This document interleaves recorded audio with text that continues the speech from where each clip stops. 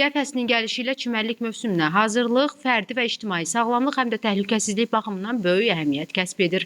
Çimərliklərin insanların istirahət və əyləncə üçün ən çox üstünlük verdiyi məkanlardan biri olduğu nəzərə alınaraq, həm yerli idarə etmə orqanları, həm də vətəndaşlar bu mövsümə xüsusi diqqətlə hazırlaşmalıdırlar. Çimərliklə aparılan hazırlıq işləri ilə tanış olmaq üçün aidiyyatı qurumla əlaqə saxladıq. Mövzu ilə bağlı açıqlama verən Fövqəladə Hallar Nazirliyinin kiçik həcmli gəmilərə nəzarət və sularda Xilas etmə Dövlət Xidmətinin İctimaiyyətlə Əlaqələr və Təbliğat Şöbəsinin rəisi Daxili Xidmət Polkovnik Leytenantı Akşin Əlili bildirdi ki, hazırda nəzarət olunan çimərlik ərazilərində dalğıcılar vasitəsilə sualtı və digər təmizləmə işləri aparılır.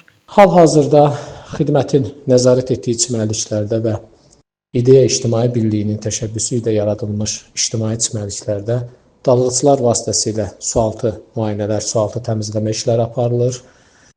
Növbəti mərhələlərdə dənizdə üzmə sərhədlərini müəyyən edən nişanların, habelə çimərlik ərazilərində istirahət edən vətəndaşlarımızın təhlükəsi qaydaları ilə bağlı maarifləndirilməsi üçün məlumat verici nişanların quraşdırılması işləri başlanılacaqdır və qeyd edim ki, təhlükəsizlik tədbirləri mərhələli olaraq aparılır. Daha sonra xidmətin balansında olan xilas etmə texnik və vasitələr, o cümlədən dalğıc axtarış əməliyyatlarında istifadəsi nəzərdə tutulmuş avadanlıqlar saz vəziyyətə gətiriləcəkdir və xidmət artıq iyun ayının 15-dən etibarən gücləndirilmiş rejimdə fəaliyyət göstərəcəkdir. Qeyd edək ki, hər il çimərliklərdə təhlükəsizliyin təmin edilməsi məqsədi ilə peşəkar xilas edici heyət formalaşdırılır. Bu heyət üzgüçülüyə nəzarət edir, qəza hallarında müdaxilə edir və insanların həyatını qoruyur.